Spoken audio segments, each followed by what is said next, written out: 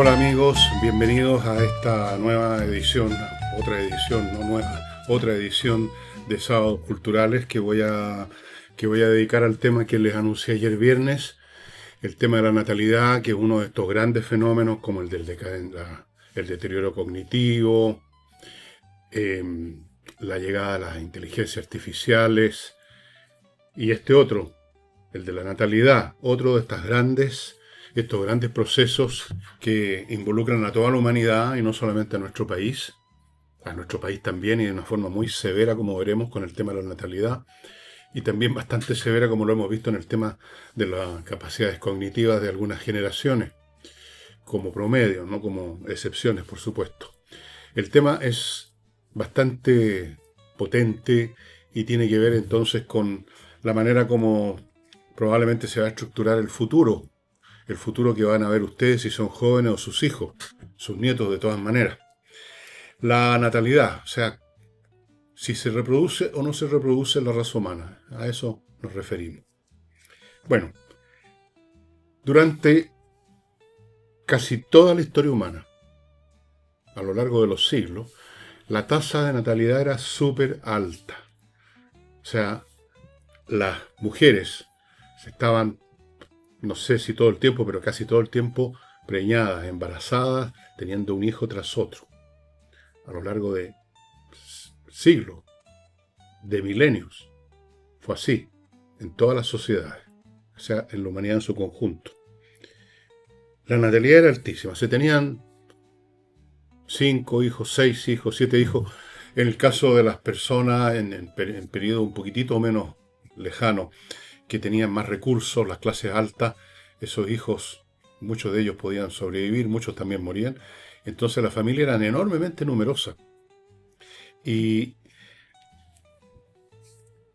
había una razón, habían varias razones para eso. La base de la economía, la base de la subsistencia humana era la agricultura, la recolección, la ganadería, todas actividades que requieren mano de obra. Los hijos eran un capital. Una familia que tenía un solo hijo o dos nada más era una familia pobre en términos de mano de obra.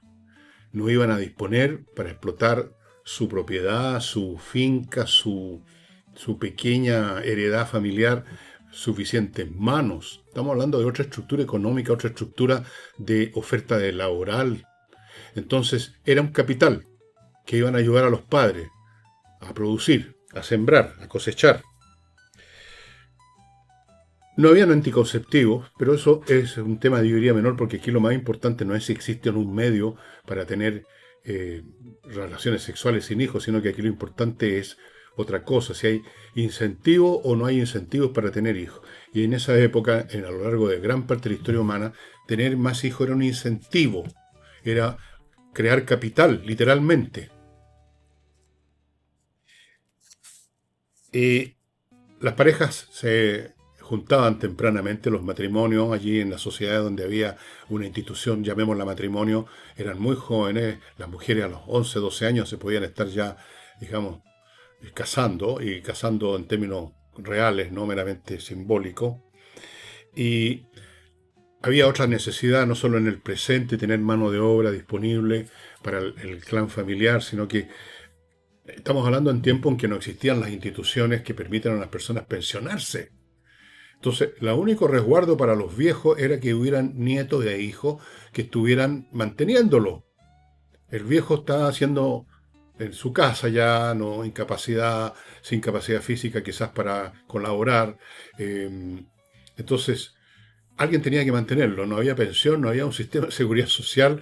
La única seguridad social era que la familia, el clan familiar, tuviera gente en número suficiente para mantener produciendo el suficiente excedente para mantenerlo al viejo también. No al viejo, a los viejos. Los que llegaban a viejos, que no eran muchos. Porque en esos periodos tan extensos de la historia humana se nacía mucho y se moría mucho. La tasa de mortalidad infantil era enorme. Enorme. Esto empezó recién a cambiar por ahí por el siglo XIX y avanzado el siglo XIX. Muchos niños morían, muchas bebés morían, morían en el parto, morían un poquito después, morían a la semana, morían a los meses, morían a los 2, 3 años.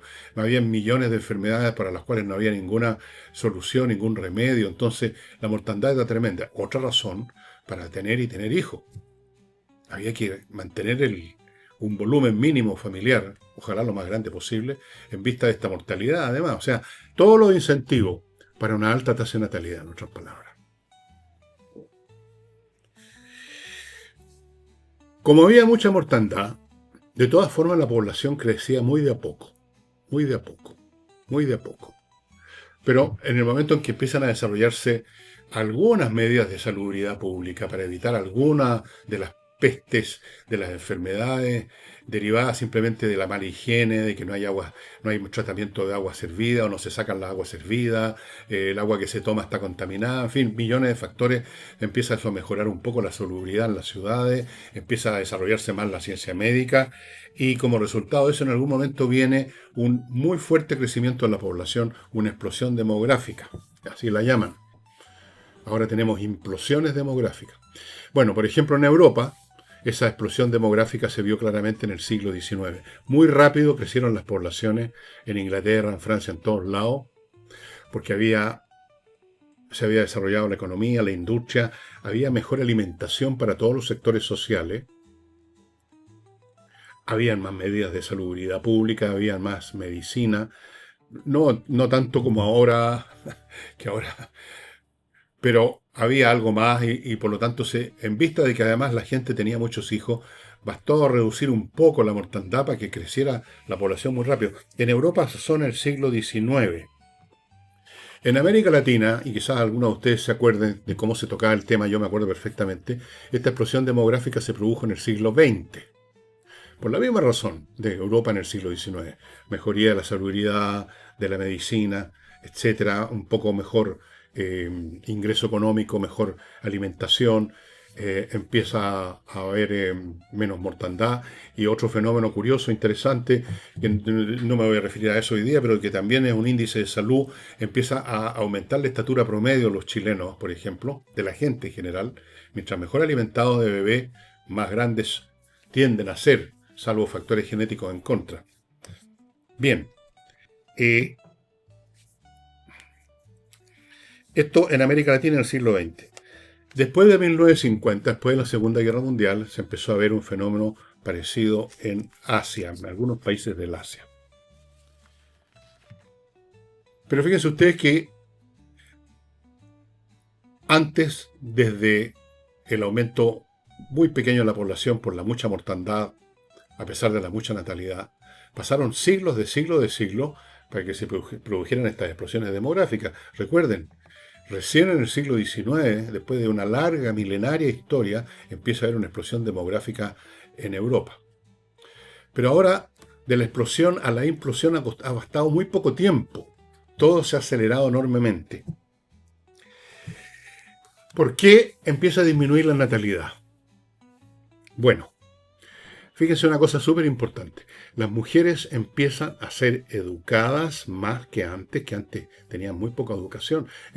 A lo largo de siglos, las mujeres no eran educadas literalmente, el mínimo para atender las tareas domésticas, para saber usar el uso para hilar, cosas como esa. Pero empieza a entrar las niñas al sistema educacional, empiezan algunas, pocas, pero después cada vez más a llegar a los estudios superiores. Y eso significa que las mujeres encuentran otros panoramas de su vida que no sean meramente ser mamás, pues. Simplemente parir, criar y hacer la cama en la casa, digamos, y preparar la comida. Empiezan a abrirse perspectivas personales. Eso es súper importante. Yo diría que es uno de los factores más importantes, las decisiones, acompañadas por la aparición de medios para que esas decisiones se puedan cumplir. Los medios anticonceptivos que empiezan a aparecer en el siglo XX. Los anticonceptivos. Entonces empiezan a encontrarse razones para tener menos hijos y medios para no tenerlos.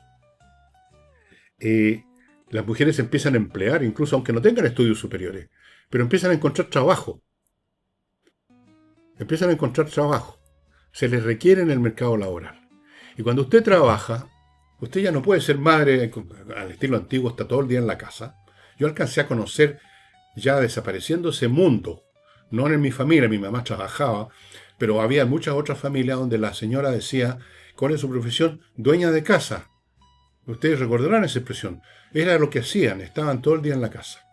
El marido llegaba, era una época que recuerdo muy bien, los maridos llegaban a almorzar a la casa. Salían del trabajo y tenían tiempo, no existía eso de la colación, se iban a la casa a almorzar, volvían a la pega, pues llegaban en la tarde. Pero eso empieza a cambiar. Empiezan a estudiar, empiezan a desarrollar profesiones o como mínimo empiezan a emplearse. Menos tiempo, menos ganas, se les abren horizontes por todos lados. Agreguemos más cosas. Los hijos ya no son meramente vistos como mano de obra para ayudar al papá a sembrar y a cosechar como en estos tiempos tan remotos, sino que son personas a las que hay que educar. Hay un cambio cultural. No se trata de tener simplemente hijos y limpiarle el poto y mandarlo a cosechar o a sembrar con el papá. Hay que educarlos, mandarlos al colegio, esperar que algún día sean profesionales, vestirlos, bien alimentarlos, cuidarlos. Y eso cuesta mucha plata. Entonces empieza a convertirse ya no en un capital de trabajo, sino en una carga económica. Una carga económica además para una familia donde la mujer también sale a trabajar, no tiene tanto tiempo. Y entonces ya no hay tantos incentivos para tener hijos, hay incentivos para empezar a tener menos. La gente empieza a calcular, bueno, ¿puedo tener más hijos? Tengo que pagar colegio, esto, y empiezan entonces a usar medios anticonceptivos, a cambiar sus prácticas sexuales. Hay, por la misma razón de que crece el individualismo, el hecho de que aparecen panoramas personales y no meramente parir, criar y estar de dueña de casa. Para el hombre también empiezan a aparecer otras posibilidades. Empieza a aparecer el desarrollo personal, que ahora, como ustedes saben, se ha convertido en parte de los valores. Se habla de la calidad de vida, ¿no es así? ¿Calidad de vida de quién? De la persona, no de los hijos, no del colectivo, no se están refiriendo a la humanidad. Cuando cada cual habla de calidad de vida, se refieren a mi calidad de vida. Antes de continuar con este tema y llegar al tema de la crisis con más detalle y con cifra, les quiero recordar que este programa lo auspicia Rettig y Greenberg, un buffet de abogados especializados en temas de negligencia médica. Y ustedes lo ubican en rettigygreenberg.cl. Recordemos lo que es una negligencia. No es un error, es no haber actuado en el momento mismo en que se actuaba, haciendo uso rigurosamente de todos los medios disponibles en ese momento para llevar a cabo la acción médica. O sea, no se estuvo a la altura del state of art por negligencia, por flojera, por distracción, por irresponsabilidad. Eso es negligencia, no un error. Un error es otra cosa. Si estos abogados descubren que hubo negligencia en el caso en que a usted o a un familiar le cortaron la pierna equivocada, lo estoy usando como metáfora nada más, entonces ahí ellos hacen todo lo que sea necesario para que usted sea compensado. Acciones legales, ha llegado el caso. Rettig y Greenberg se especializan en esto, así que si usted ha tenido o algún familiar suyo una situación como esa, espero que no, ahí ya sabe a quién acudir. Sigo con Oxibiota, el polvito que vertido en un recipiente con agua se convierte en una colonia de bacterias aeróbicas con las cuales usted combate los malos olores de raíz. Esto destruye los malos olores de raíz. No tapa los malos olores, los destruye. Los destruye destruyendo las bacterias que crean los malos olores por la descomposición orgánica. Allí donde usted vierte este producto, lo vaporiza, se acaba el problema de raíz y es la razón por la cual está siendo usado en muchos restaurantes, en muchos casinos públicos y privados, en muchas casas como la mía. Es realmente estupendo, funciona muy bien. Oxibiota.cl, ahí va a adquirir el producto. Y termino este bloque con el suplemento Vito, que es un suplemento alimenticio para sus mascotas. Usted le echa una cucharadita en el plato donde le sirve el pellet, o lo que sea que le sirva, Y ahí van suplementos minerales y vitamínicos que van a mantener a su ser amado, a su perrito, su gatito, o en el caso mío como 1000 perros y gatos, los va a mantener bien, los va a mantener sanos, contentos, menos visitas al veterinario, menos problemas. Así que todos ganan, no solo la mascota, gana usted también. Suplemento Vito se puede adquirir en el sitio de Suplemento Vito o prácticamente está en las mascoterías. Bueno, volviendo al tema. Hay un montón de razones que explicaron en su momento una alta natalidad y hay un montón de razones que explican ahora una baja creciente y acelerada de la natalidad. Un factor que se menciona también es la urbanización. Pero la urbanización no es que sea un factor en sí, es una condición dentro de la cual se dan estas otras cosas. Es en las ciudades donde se ofrecen otras posibilidades de trabajo. Por lo tanto, otras posibilidades para el crecimiento personal, como dirían ahora. Otra expresión de moda, el crecimiento personal, la calidad de vida, hay más actividades, hay más variedad, hay más contacto, hay más incentivo, más estímulo. La vida es mucho más compleja, mucho más rica en oportunidades que en la vida en el campo, obviamente. Entonces, ahí están las condiciones en las urbes para que se produzca esta baja. No es que la urbanización per se cause, sino que crea el ámbito vital donde se dan estos factores que sí son causales. Y por eso que se ha observado que allí donde aumenta la urbanización disminuye la natalidad. No porque la aparición de edificios cause, como digo, la baja de la natalidad, sino porque el modo de vida urbano genera que las mujeres tengan posibilidades de empleo. ¿Qué posibilidades de empleo muchos hay en el campo? Estoy hablando del campo antiguo, no de ahora.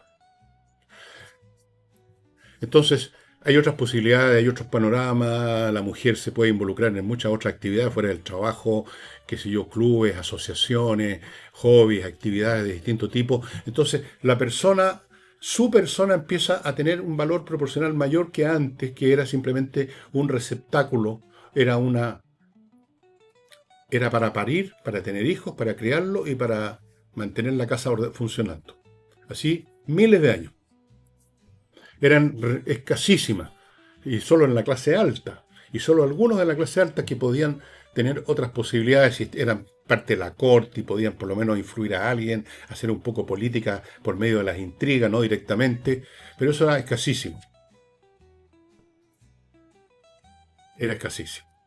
Pero aún así, cuando aumentó, por ejemplo, cuando aumentaba la riqueza en una sociedad, incluso una sociedad tradicional, empiezan a aparecer factores contrarios a la natalidad. Fíjense ustedes, en la sociedad romana, estamos hablando voy a hablar del siglo, finales del siglo I a.C., principios del siglo I después de Cristo, cuando gobernaba Augusto, el emperador Augusto.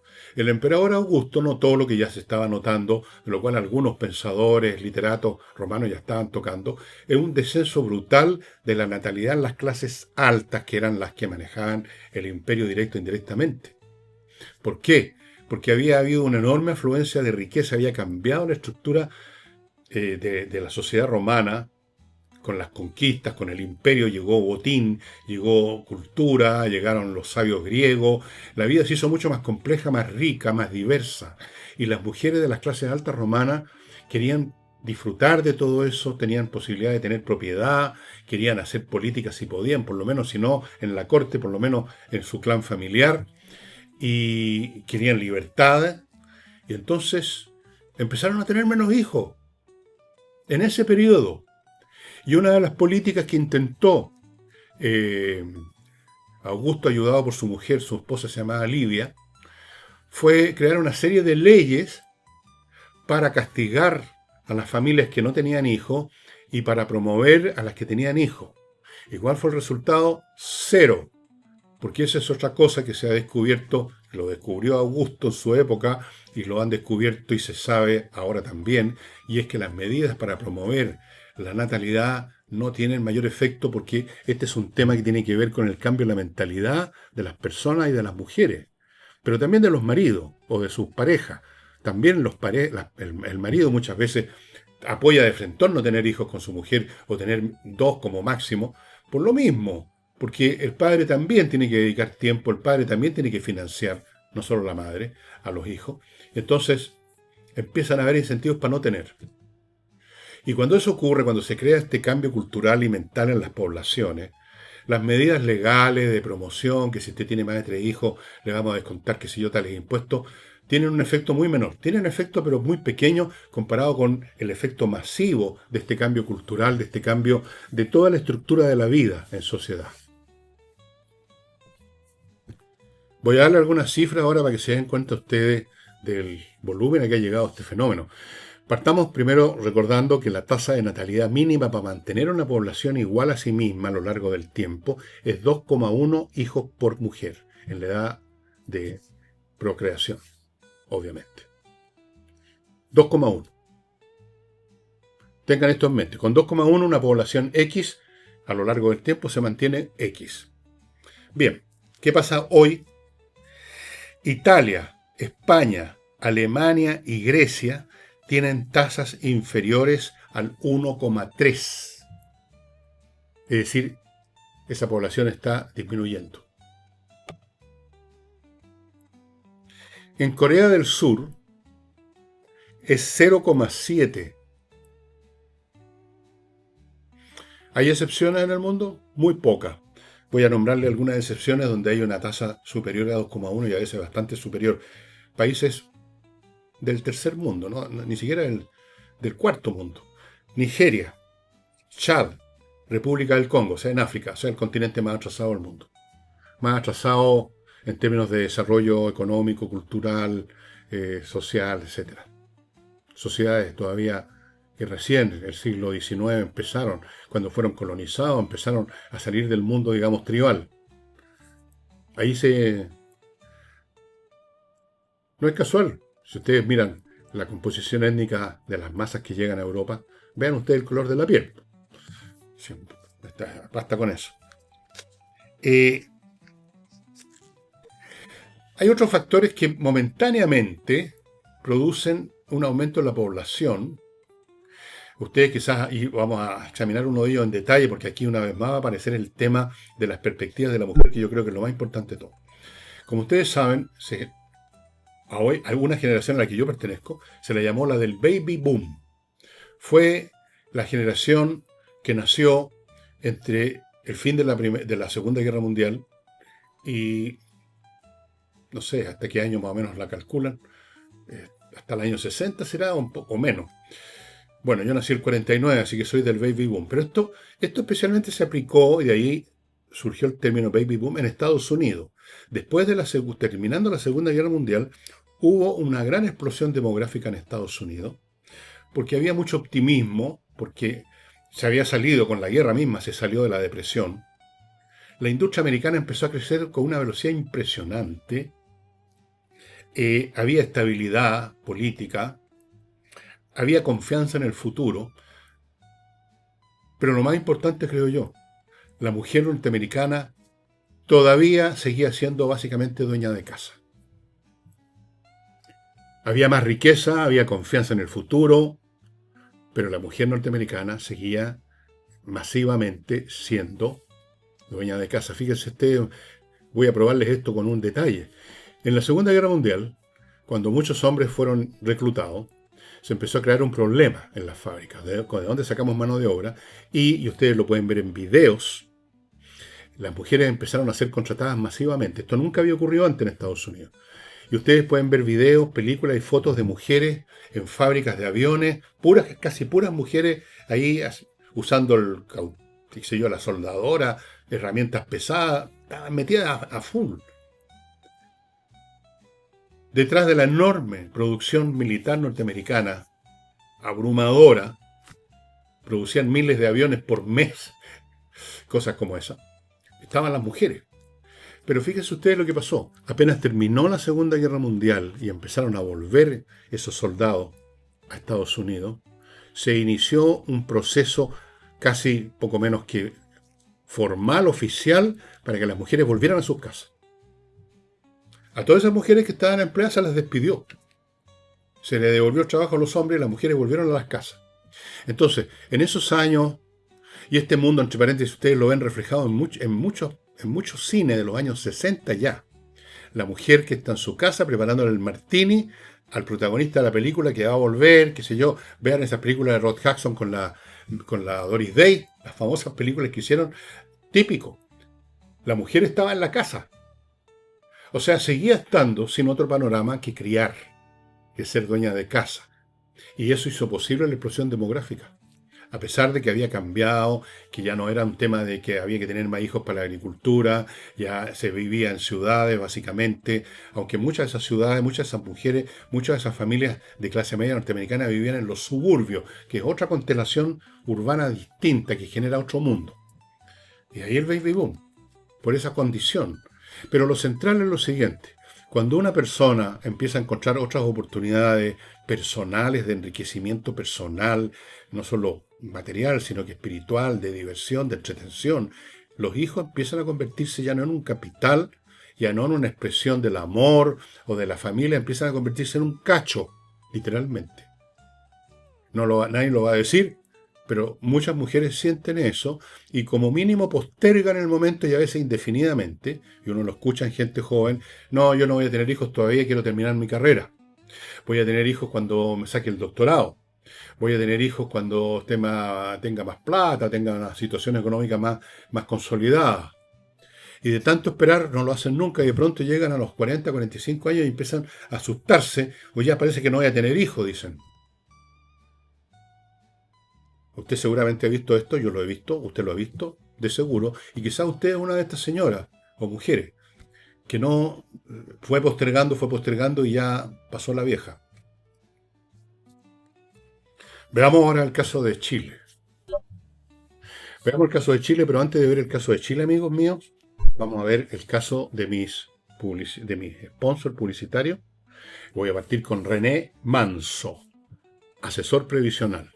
Un hombre que trabajó muchos años en una AFP, conoce el tema de las jubilaciones, de las pensiones, al revés y al derecho, se salió, se independizó y por otro montón de años ha estado asesorando a quienes se van a jubilar. Recuerden lo que les he dicho, uno puede jubilarse de diversas maneras y varios métodos. Están los fondos vitalicios, hay un montón de maneras. Algunas son mejores que otras según su caso.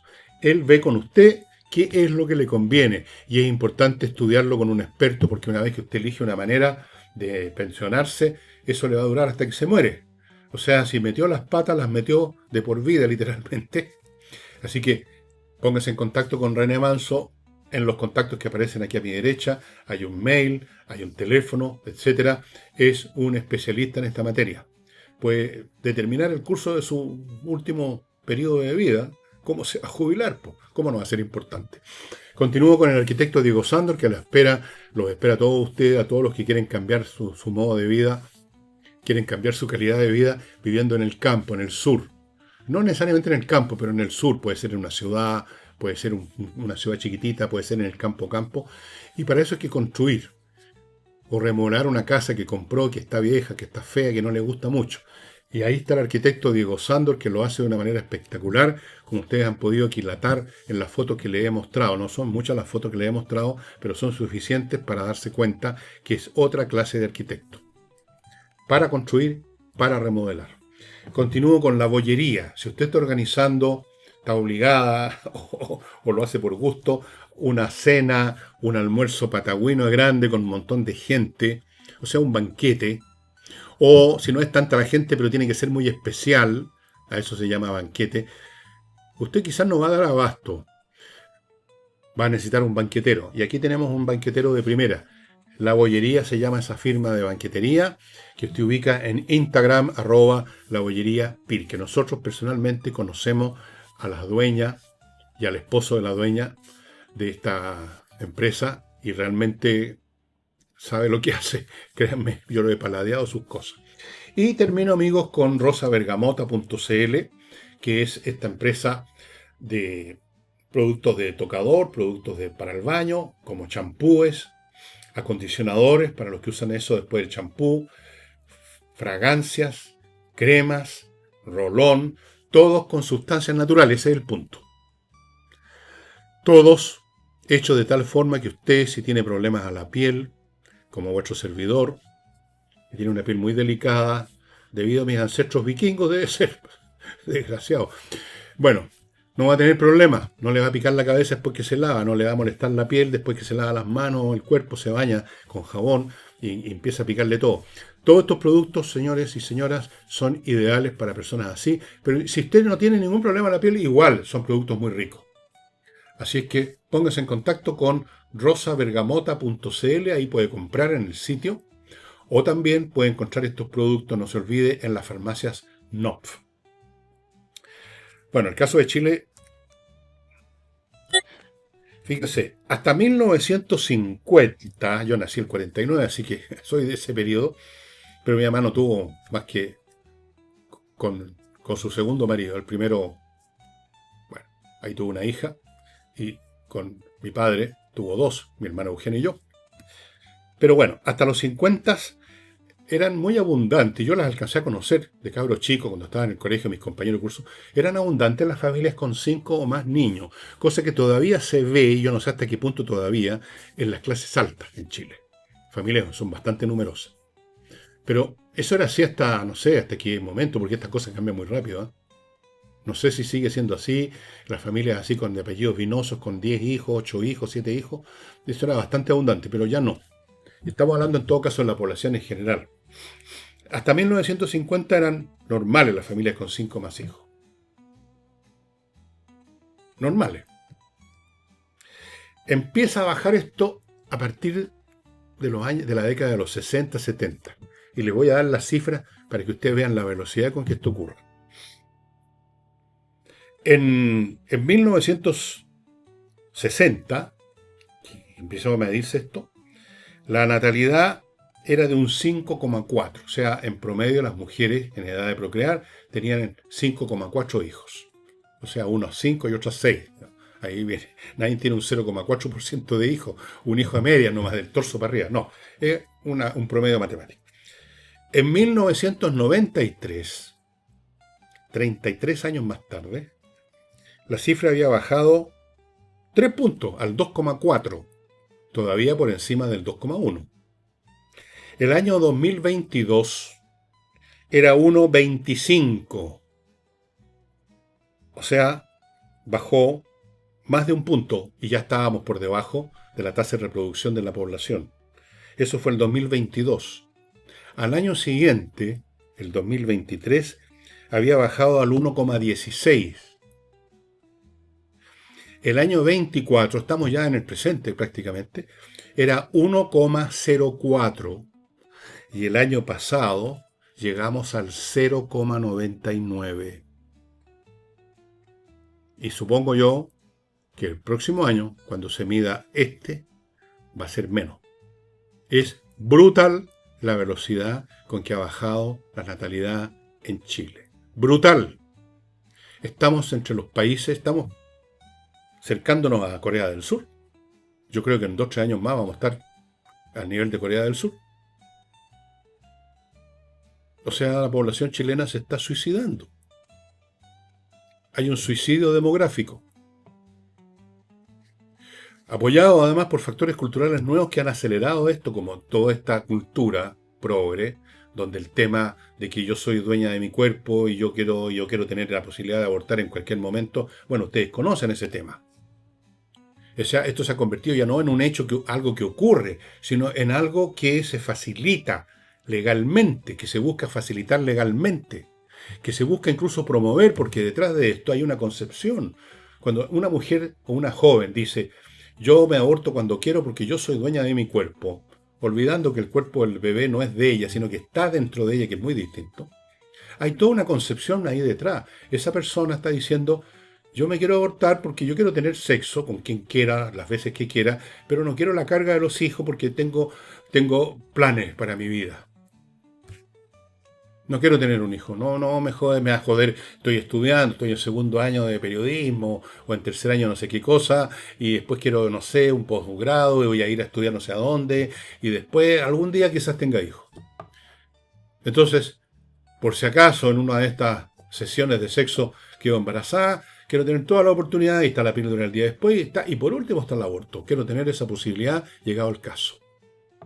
Esa es la cultura, la mentalidad que empieza a predominar. Las generaciones más antiguas, las mujeres que no pensaban así, ya no están en la edad de procrear. Las mujeres de mi época se murieron. Las mujeres de la época, digamos, cuando yo tenía 20, 30, 40 años, pasaron la edad de procreación también. Tan, digamos, son sexagenarias para arriba. Entonces, la procreación de Chile ahora depende de mujeres en edad de procrear, pero que ya están dentro de este periodo histórico en que impera esta cultura. Entonces, de esas mujeres ustedes no pueden esperar unirse a la tasa de natalidad. Y entonces, ¿cómo estamos compensando, consciente o inconscientemente, esto? Con la inmigración. Como se hizo en Europa. ¿Por qué creen ustedes que abrió Europa las puertas a la inmigración después de la Segunda Guerra Mundial? Especialmente ya en los años 60 empezó esto con velocidad en Europa. Porque no había mano de obra. No solamente por todos los millones de hombres que murieron en la guerra, por todos los significados de una guerra, las consecuencias, sino porque en Francia, por ejemplo, es un país que conozco bastante bien porque parte de mi familia viene de allá. La mitad de mi familia viene de ascendencia francesa. En Francia, si uno ve la historia de Francia, en Francia siempre hubo una muy lenta crecimiento poblacional. Las familias francesas no eran muy amigas de las familias numerosas, de tener muchos hijos. Muy, pero muy lento el crecimiento de la población. Desde hace mucho tiempo. Pero ven, ese es un tema con Francia. Ahora todos los países están, pues no solo Francia, sino que Italia, Alemania, España, qué sé yo.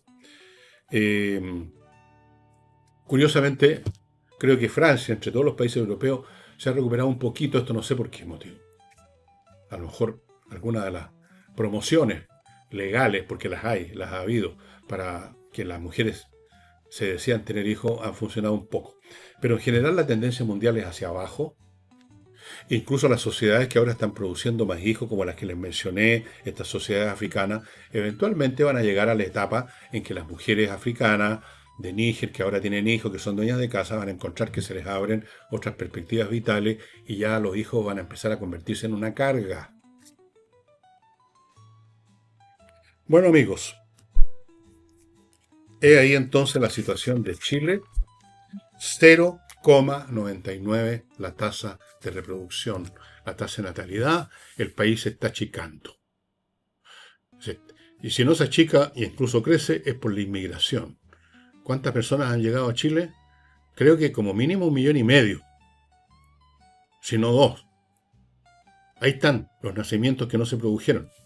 Ahí están los chilenos y chilenas que no nacieron. Y en el futuro, los chilenos que no van a poder nacer siquiera aún si están en el vientre materno porque van a ser abortados.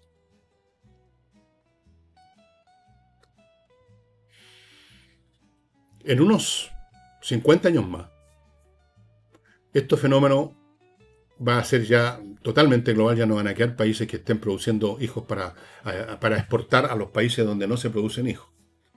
La población mundial va a bajar y bajar hasta que se llegue a un periodo histórico que ya es difícil de imaginar, un mundo donde, ya saben, va a estar imperando la inteligencia artificial, la estructura económica van a ser totalmente distintas, el mundo va a ser completamente diferente, si es que no hay una guerra nuclear y no hay mundo ya.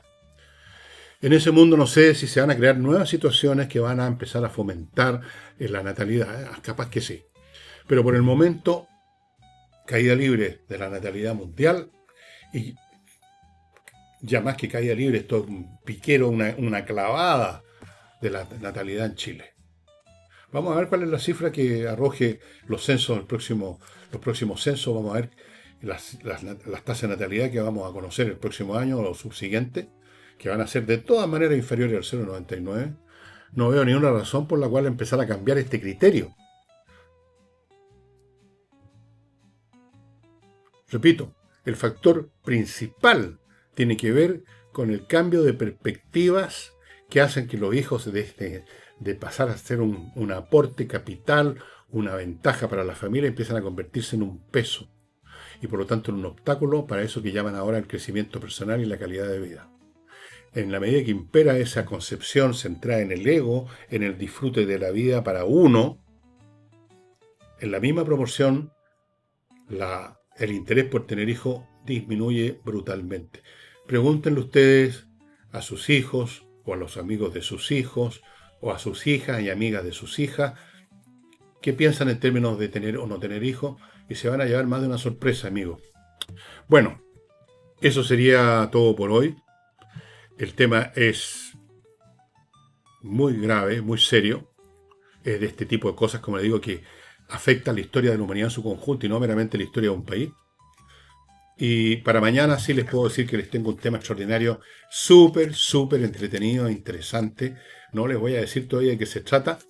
Yo creo que muy pocos de ustedes conocen esto que les voy a mencionar en su momento. Así que espérenme, visítenme también el domingo en estos programas de solo media horita que dedico a eventos extraordinarios. Y por Dios que es extraordinario el evento que les voy a contar este domingo.